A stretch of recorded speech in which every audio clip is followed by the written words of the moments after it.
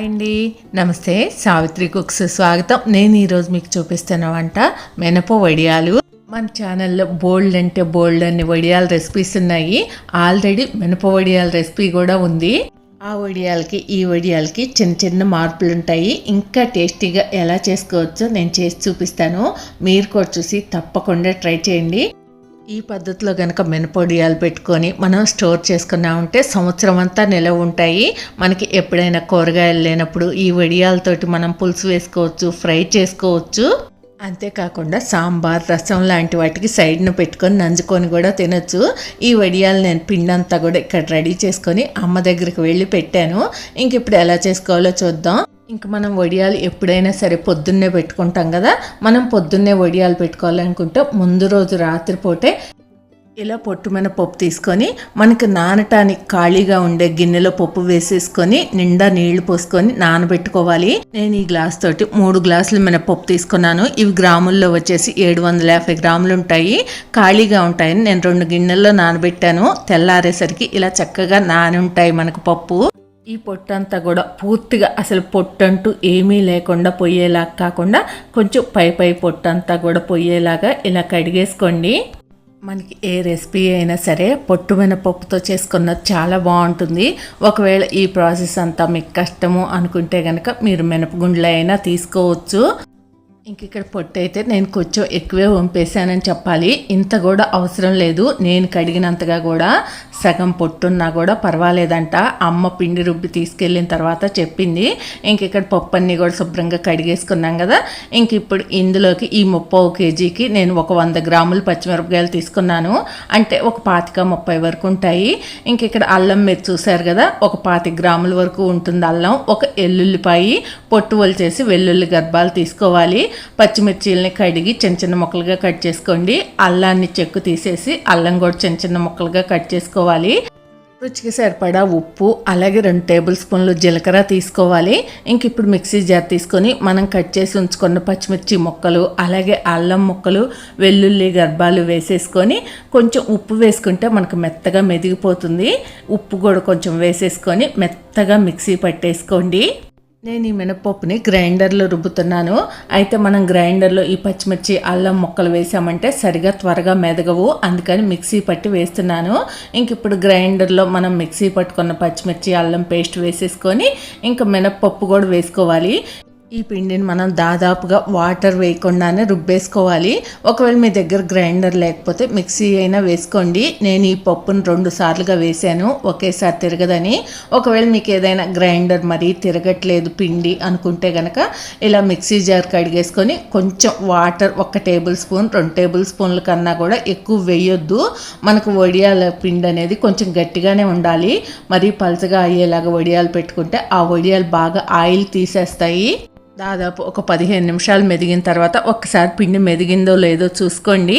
మెత్తగా మెదిగిపోతే కనుక ఇంక ఈ పిండిని తీసేసుకోవటమే. ఇంక ఇక్కడ చూసారు కదా మనకి పిండి ఎంత మెత్తగా మెదిగిపోయిందో. ఇంక ఈ పిండి అంతా కూడా ఒక గిన్నెలోకి తీసేసుకొని ఇంకా మిగతావన్నీ కూడా వేసేసుకొని రుబ్బేసుకోవాలి. నేను ఈ పచ్చిమిర్చి పేస్ట్ అనేది ఒకేసారి వేసేసాను. మీరు కావాలంటే 2 భాగాలుగా రుబ్బుకున్నా కూడా 2 భాగాల్లోకి కొంచెం కొంచెమైనా వేసుకోవచ్చు, లేదా ఒకేసారి అయినా వేసుకొని ఇంకా తర్వాత లాస్ట్లో మళ్ళీ అంతా కలిసే వరకు కలిపేసుకోవచ్చు. ఇంక ఇక్కడ మనకు పిండి అంతా కూడా చక్కగా మెదిగిపోయింది. కలుపుకోవటానికి వీలుగా ఉండేలా ఒక గిన్నెలో వేసేసుకొని మనం తీసి ఉంచుకున్న 2 టేబుల్ స్పూన్లు జీలకర్ర వేసేసుకోవాలి. ఇంక ఇప్పుడు ఇదంతా కూడా ఒకసారి బాగా కలిసే వరకు కలిపేసుకోవాలి. ఇలా కలుపుకున్న తర్వాత ఒక్కసారి ఉప్పు చూసుకోండి. ఏమైనా తక్కువైంది అనుకుంటే మెత్తటి ఉప్పు వేసి కలుపుకోండి.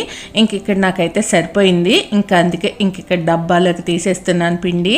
ఇంక ఈ పిండిని తీసుకొని నేను అమ్మ దగ్గరికి వెళ్ళి ఇంకా అక్కడ పెట్టాను వడియాలు. పిండి మీరు ఎంత మెత్తగా రుబ్బుకుంటే వడియాలు అంత బాగా వస్తాయి. ఇంక ఇక్కడ బయట మంచం వేసేసి ఈ మంచం మీద కాటన్ క్లాత్ అనేది తడిపి వేసుకోవాలి. కలర్స్ వాడకండి. వడియాలు పెట్టుకోవటానికి వీలైనంత వరకు వైట్ది వేసుకోండి, లేదా కలర్లు ఏమి వెలిసిపోని ఏమైనా ఉంటే అవైనా వేసుకోవచ్చు. తప్పకపోతే కనుక ప్లాస్టిక్ కవర్ మీద అయినా పెట్టేసుకోవాలి. ఇంక ఇక్కడ అన్నీ కూడా రెడీ చేసుకున్నాను కదా. అమ్మ వచ్చేలోపు ఇక్కడ నేను పెట్టేస్తున్నాను. మనం మినప వడియాలు పెట్టుకునేటప్పుడు ఎప్పుడైనా సరే ఒక గిన్నెలో వాటర్ కూడా పెట్టుకోవాలి. మనం ప్రతిసారి కూడా చేయి తడి చేసుకుంటూ వడియాలు పెట్టుకుంటే వడియాలు అనేవి నీట్గా ఉంటాయి, గొగ్గులుగా అలా లేకుండా. ఇంక ఇక్కడ చూస్తున్నారు కదా, ఈ సైజులో పెట్టేసుకోండి. కొంతమంది మరీ పెద్దవి పెడతారు, కొంతమంది మరీ చిన్న చిన్నవి పెడతారు. మేమైతే మీడియం సైజు పెట్టుకుంటాము. మీకు ఎలా కావాలంటే అలా పెట్టేసుకోండి. ఇంక ఇక్కడ అమ్మ కూడా వచ్చింది. ఇంక ఇద్దరం కలిసి పెట్టేస్తున్నాము. ఈలోపు మా పక్కన పిన్ని కూడా వచ్చారు. ఇంకా ముగ్గురం కలిసి పెడితే కరెక్ట్గా గంట సేపటికి అయిపోయింది. చూసారా, మనం 30 కేజీ మినపప్పుతోటి పిండి రుబ్బినా కూడా ఒక్క మంచం నిండా కూడా రాలేదు వడియాలు. ఇవి వెయిట్ ఉంటాయి కానీ మనకు బోల్లాడుతూ బియ్య పిండి వడియాలలాగా కనిపించవు. ఈ వడియాలు మాత్రం మనకు బాగా ఎండున్న రోజు పెట్టుకున్నామంటే 5-6 గంటల్లోనే పూర్తిగా ఎండిపోతాయి. ఎండుతాయిలే అని అలా వదిలేసామంటే వలవకుండా ఉంచితే అవి పొడిలాడుతూ అయిపోతాయి. ఇంక ఇక్కడ మధ్యాహ్నం 3 అయింది టైము. నేను ఉదయం 7:30కే పెట్టడం స్టార్ట్ చేశాను. మా పెట్టడం అయిపోయేసరికి 9 అయిపోయింది. ఇంక ఇక్కడ చూడండి, వడియాలు కూడా ఎండిపోయాయి. ఇలా తీస్తుంటే మనకి చక్కగా వచ్చేస్తున్నాయి కదా. ఇలా వచ్చేస్తుంటే చాలు, మనం వలిచేసుకోవచ్చు.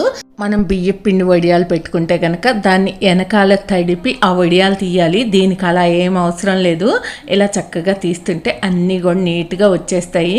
ఒకవేళ ఎక్కడైనా ఒకటి అలా పెద్దవయ్యి రాకపోతే కనుక వాటిని అలా వదిలేయండి. మళ్ళీ కాసేపు ఎండలో వేసి తీసుకోవచ్చు. అదే రోజు మా పిన్ని కూడా వచ్చింది. ఇంకిద్దరం కలిసి వడియాలన్నీ కూడా వలిచేసాము. ఇప్పుడు మళ్ళీ మంచం మీద క్లాత్ వేసేసి ఇంక ఇలా అన్నీ కూడా పల్చగా ఎండబెట్టేసుకోవాలి.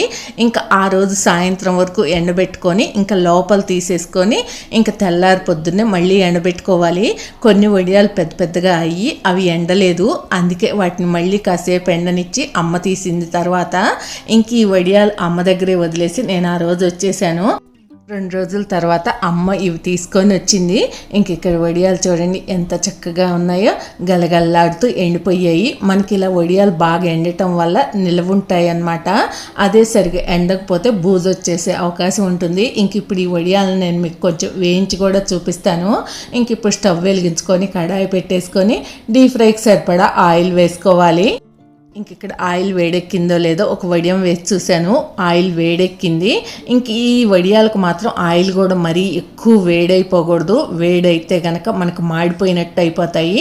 ఒకవేళ ఆయిల్ మరీ ఎక్కువ వేడైంది అనుకుంటే కనుక మీరు స్టవ్ ఆపేసి ఆయిల్లో వడియాలు వేసేయండి, చక్కగా వేగిపోతాయి. ఇప్పుడు మీకు చూస్తుంటే కనిపిస్తూనే ఉంటుంది. నేను పూర్తిగా స్టవ్ ఆపేసి మొత్తం 3-4 సార్లు వేసి ఈ వడియాలు వేయించాను. ఇలా గోల్డ్ కలర్ రాగానే తీసేసుకోండి. చూసారా వడియాలు ఎంత మంచి కలర్ ఉన్నాయో, చూస్తుంటేనే తినాలనిపిస్తుంది కదా. మనం పొట్టు మినపప్పుతో పెట్టుకోవటం వల్ల ఈ వడియాలు అయితే కొంచెం కలర్ తక్కువ అనిపిస్తాయి కానీ మంచి టేస్టీగా హెల్దీగా ఉంటాయి. ఇంక ఇక్కడ మీకు వడియం ఎలా వేగిందో చూపిస్తున్నాను చూడండి. మనం ఇలా పట్టుకొని నలిపితే చాలు, లోపల బోలుగా కరకరలాడుతూ భలే వేగిపోయి ఉంటాయి. మీరు ఏదైనా డబ్బాలో ఇవి స్టోర్ చేసుకునేటప్పుడు కూడా ఎండలో నుంచి తీసుకురాగానే ఆ వేడి మీదే ఆ డబ్బాలో పోసి మూత పెట్టేయొద్దు. అలాగే డబ్బా తడిగా కూడా లేకుండా చూసుకోండి, అప్పుడే మనకి ఎక్కువ రోజులు నిల్వ ఉంటాయి. అంతే, ఎంతో టేస్టీగా హెల్తీగా మినప వడియాలు రెడీ అయిపోయాయి. మరి మీరు కూడా తప్పకుండా ట్రై చేయండి. ఎలా వచ్చిందంత కమెంట్ చేయండి. మీకు వీడియో నచ్చితే ప్లీజ్ లైక్ చేయండి, ఫ్రెండ్స్కి షేర్ చేయండి. కొత్త వాళ్ళు ఎవరైనా చూస్తుంటే సబ్స్క్రైబ్ చేసుకోండి. Thank you for watching. Bye bye.